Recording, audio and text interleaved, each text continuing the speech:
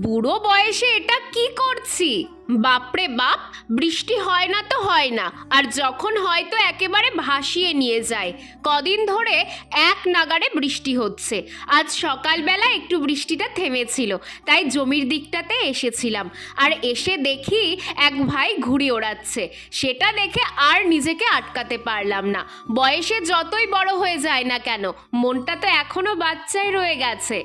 ঘুড়ি হাতে তো নিয়ে নিলাম, কিন্তু কিছুতেই ওড়াতে পারছিলাম না। নে বাবা, তোরাই উড়িয়ে দে, আমি পারছি না। তারপর ঋষি আর যার ঘুড়ি সেই ভাই মিলে ঘুড়িটা উড়িয়ে দিল। খবরের কাগজ দিয়ে নিজেই ঘুড়িটা বানিয়েছে ভাইটা।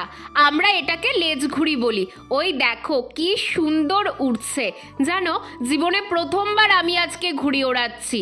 এই দেখো, কথা বলতে বলতে আবার মেঘ করে এসেছে। যে কোনো সময় বৃষ্টি নামবে। ঘুড়িটা তাড়াতাড়ি নামিয়ে নিয়ে এবার।